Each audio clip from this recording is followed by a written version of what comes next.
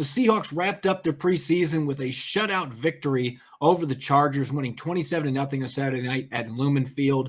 It was a strong finish to what has otherwise been a pretty abysmal preseason. Rough losses to the Raiders and the Broncos in the first two games, but a lot of young players stepped up in this final exhibition contest. Still not many starters playing for the Seahawks. No Russell Wilson, DK Metcalf, Jamal Adams and company. With that final preseason game now out of the way, the Seahawks, like every other team in the NFL, will have to trim their roster from 80 players down to 53 before Tuesday's 1 p.m. Pacific Standard Time deadline.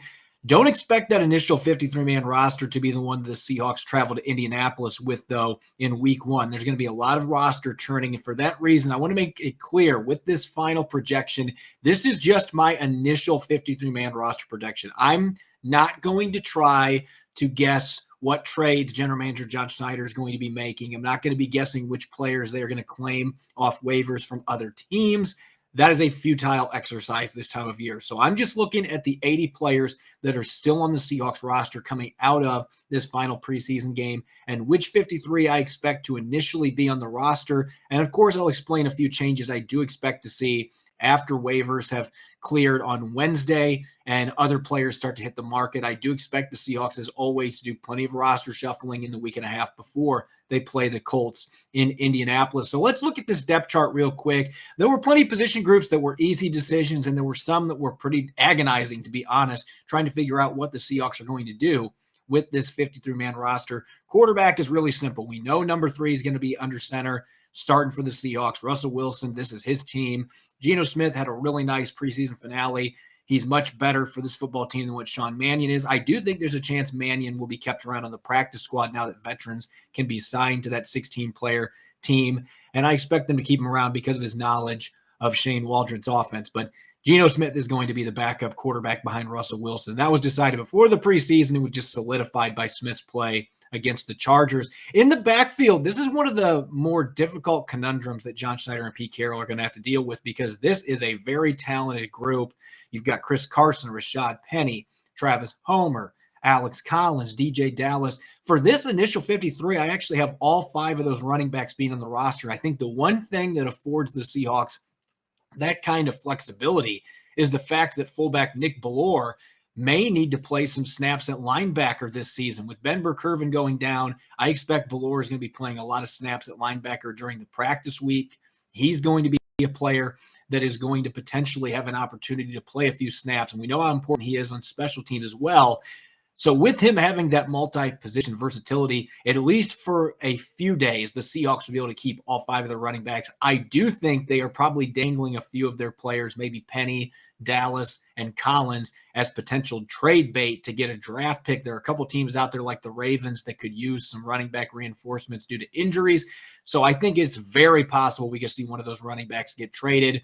Josh Johnson had a good preseason as well. Undrafted rookie, though, odd man out in this crowded backfield. I think the Seahawks are anticipating he's going to be able to slip through waivers. But again, there are a number of teams that have running back injury issues, so he could get plucked up by another team after how well he played in the finale on Saturday night, but they're hoping they can keep him around, might be part of their running back group in future seasons. At the receiver spot, I thought this was pretty cut and dry for the first 4 or 5 receivers. DK Metcalf, Tyler Lockett, D. Eskridge looks so good on Saturday night. You can see the speed and the explosive playmaking ability, so he was a lock to make this team now that he's healthy. Freddie Swain, I think, was a lock as well. He had a pretty good training camp, did some things in the preseason games. He's going to be their number 4 guy. And even after missing 2 weeks of the sprained ankle, I think Penny Hart did enough in the offseason program in the first couple weeks of training camp. He's got Russell Wilson's trust. So I anticipate that Penny Hart is going to be on this 53-man roster. And I think they'll keep 6 receivers. The player that I believe has earned it based on what he's done in practice. Cody Thompson didn't have a lot of catches in the preseason games, but he was getting a lot of reps to the first team. He's been on the practice squad the last 2 years. Savvy route runner, really strong understanding of the offense. Russell Wilson likes him. I think Cody Thompson gets that 6th receiver spot, at least to open the season. I expect those 5th and 6th receiver spots, there's going to be plenty of moving around as the season progresses. But Hart and Thompson would be my picks to get those last 2 spots. And I have the Seahawks carrying 3 tight ends with the assumption Colby Parkinson will be back early in the year and they don't need to start him off on injured reserve. If that happens, he'll have to miss the first 3 games. But Pete Carroll said he's going to start running on grass next week, so that's a really good sign as he works back from a fractured foot. maybe a slim shot he plays against the Colts. I would expect game 2 against the Titans probably being a more realistic timetable, but they're hoping to get him back quickly. Maybe they can sneak Tyler Mabry back into the practice squad and he could be elevated for a game or two while they wait for Parkinson to get back to 100%. But I think him, Will Dissly, and Gerald Everett are the 3 tight ends for the Seahawks going into this season. The offensive line is probably where I had the most difficulty on this 53-man roster projection, and it's not the starters. At this point, Kyle Fuller, I believe, is the starter. Pete Carroll, without saying he was the starting center, basically said he was the starting center on Friday. Posick has not been available. He's been injured most of training camp. So I think Kyle Fuller's the starter there. Gabe Jackson, Damian Lewis, that's a really good tandem of guards. Dwayne Brown is going to be back by week 1. He's not going to be holding out to open the regular season. Too much money on the line. So he'll be back at left tackle. And Brandon Shell, one of the more underrated tackles in the league last year, he's going to be back at right tackle. Where things get interesting is trying to figure out who they're going to keep as backups. I don't see the Seahawks keeping 10 offensive linemen, but I do see 9. At the tackle spot, Stone Forsythe has shown some promise in training camp. There's been some struggles. Obviously, he's a 6th-round pick, but he's a player they believe might have the upside to eventually be a starter. Maybe he's the heir apparent for Dwayne Brown a few years from now. They're going to be keeping him around. He's not going to get cut. And Jamarco Jones, though he gave up a sack or a quarterback hit, I may add, on Saturday night and didn't look very good in his limited reps, dealt with injuries this preseason. I think the fact that he has started NFL games at tackle and both guard spots, I think that gives him a very slim edge. This was maybe the toughest choice I had on this entire roster projection, is trying to pick between him, Cedric Ogbuehi, and undrafted rookie Jake Kieran, who wasn't quite as good in the preseason finale, but played really well the first 2 preseason games. The undrafted rookie out of Cal has made a strong impression on the team.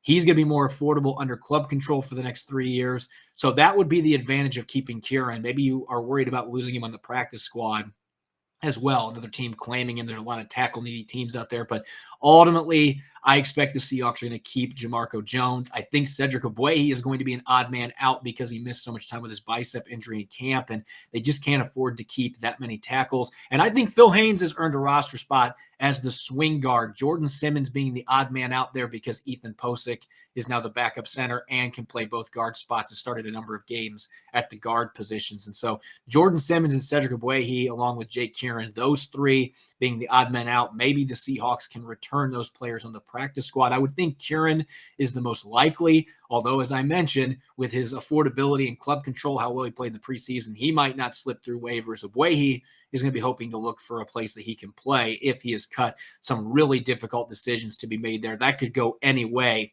over the next 24 to 48 hours as they try to figure out this 53-man roster. On defense, I think it was a little easier overall. Not having Aldon Smith for most of training camp after they released him, that really eased things at defensive end. Rasheem Green and Alton Robinson played really well in the preseason. Those 2 have earned their roster spots. Carlos Dunlap, LJ Collier, and Kerry Hyder are going to potentially be your starters. We'll see what happens at that strong side defensive end position with Collier and Hyder, but both those players are going to be on the football team. And Benson Mayowa didn't play in any of the preseason games for a reason. They expect him to be a key cog to this pass rush, rotating in with Carlos Dunlap at the Leo position. So I think all 6 of those players make the team. We're going to see a small number of players as defensive tackle, with 6 defensive ends having Collier, Hyder, and Green being players that can play 3-tech, reduced inside on passing situations. I don't think Robert Nkemdiche makes this football team. He unfortunately could not get healthy enough to play in any of the 3 preseason games. We haven't seen him practice much since the first couple weeks of camp.